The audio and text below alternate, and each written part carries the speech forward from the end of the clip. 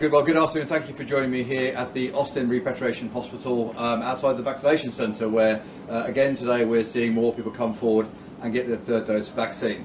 Last week the national regulator at TARGI, of course, determined that in order to be fully vaccinated, to be up to date with your vaccine, you need to have 3 doses, with the third dose coming 3 months after your second dose, or eligible for your third dose 3 months after your second dose. And the research we've released over the weekend again highlights and underscores that right here in Victoria, in terms of the people that we are seeing coming through in the Victorian community, if you have had your third dose, you're 7 times less likely to end up in ICU than someone who's only had 2 doses. If you've had your third dose, you're 34 times less likely to end up in ICU than someone who is not vaccinated. This is the simple maths and the importance of getting vaccinated, whether we're dealing with Omicron or any other variant. It's really important, as our target has indicated, that we all keep up to date with our vaccination status and make sure we get our third dose no more than 3 months or so after our second dose. And it's really good news that we're continuing to see every day thousands of Victorians coming forward to do just that. And in fact, now we're at 51.6% of over 18s have had their third dose. And it's really encouraging to see that over 3/4 of Victorians aged over 70 have had their third dose, that 68% of Victorians aged over 60 have had their third dose, and that even 61% of those over the age of 50, or those in their 50s, have had their third dose. These are really encouraging signs, but we need to continue to remind ourselves that although our case numbers continue to drop, it is really important to stay up to date with your vaccination status and to get your third dose as soon as you're eligible. Right here at the Austin Repatriation Hospital, there are 3,000 slots available to get your third dose in the next 7 days. In fact, you can turn up here till 8 o'clock tonight. 7 days a week, there will be walk-up facilities available to get your third dose done, and at many of our 50 or so state clinics all across the state, as well, of course, as GPs and pharmacies, over 1,200 of those also offering third doses. It's a really, really important job to make sure we finish this thing off. It's great that we've got most older Victorians now through the programme. We just need to make sure that the rest of us complete the journey and keep our vaccination status fully up to date. In terms of our regular run of daily case numbers, we're still seeing over 7,000 daily cases, 7,104. We are seeing continuing reductions in the number of tests that are coming positive out of our PCR system. So 2,000, just over 2,000 positive PCR results out of just under 15,000 PCR tests. So although our testing numbers there are a little bit lower, we're seeing a reducing test positivity rate, which is a good and encouraging sign. But 7,104 positive cases is still a lot of COVID in our community, still well over 50,000 positive cases in the community.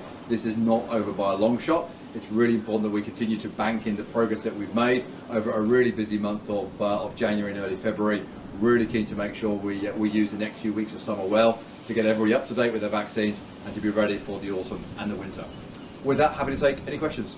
Do we have an updated figure on how many Victorians are currently eligible for a booster but have yet to receive it? Yeah, so we have around 2.5 million Victorians that are eligible today for a booster who've not yet had their third dose vaccine. So you mentioned 51.6% have received a booster. So is that figure where you want it to be? Did you expect it to be further along? No, look, I'd always like it to be further along. I think if you look at the importance and the impact of those third doses in keeping Victorians out of hospital, that's really what this is about. The third dose keeps your vaccine status up to date. It stops you getting to hospital, 7 times less likely to be in hospital if you've had a third dose compared to a second dose. So it's not a trivial thing. It's a really important way to look after your own health. I would always like that 51.6% number to be higher, and that's why we're keeping these vaccination clinics open. That's why GPs have appointments, that's why pharmacies are out there, and that's why we've got literally hundreds of our clinical staff out there waiting for people to come forward to get their third doses done.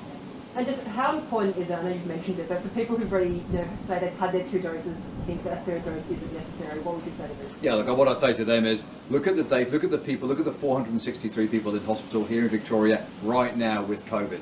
You're 7 times less likely to be in hospital if you've had a third dose compared to when you've had a second dose. So it protects you from the worst that Omicron can do to you. We still have seen over 1,000 Victorians enter into hospital during this Omicron wave. We're still seeing hundreds in hospital. We would like to do everything we can to reduce those numbers. What about people who say that they've recently contracted the virus, which is why they might be putting off having that booster? What's your advice? Yeah, look, if you've recently contracted COVID, because many of us have had COVID at some point over the last 6-7 weeks or so, but if you've recently had COVID, then please, if your symptoms have gone, then you can go and get your third dose. If you've got any concerns at all, go and see your normal medical advisor, go and see your GP, and they will give you advice that's relevant to you. But the general guidelines is, certainly a month after you've had COVID, you should be getting your third dose, and if your symptoms have stopped, you can get your third dose. And with this advice from ATAG, you do believe that we should be mandating that third dose to be part of the state's vaccinated economy? Oh look, I think we'd always rather just give people the information and let people make the right decision for them. We have of course introduced some vaccine mandates for those critical frontline workforces in aged care and in healthcare and in emergency services. But look, I think our encouragement would be the more people come through in the coming weeks to get their third doses done, the less of those other measures will be necessary in the future. Do you have any updated discussions about perhaps where that conversation is going in regards to mandating? No, look, that's a matter for the Chief Health Officer and his advice to the government, and I'll leave that with him. Do you also believe that we should be mandating a third dose for international arrivals? Oh look, I think at this point in time, look, our focus is about keeping people out of hospital. So we will continue to explore what the right settings are, both in Victoria and nationally with the appropriate bodies. But I think my focus right now is I've got 117,000 slots available in the next 7 days in the state's vaccination clinics for people to get their third doses done. The third doses have a significant impact in reducing the number of hospitalisations. I'd like as many Victorians as possible to avail themselves of that opportunity. All right, awesome. Thanks guys. Thanks for coming down. Appreciate it.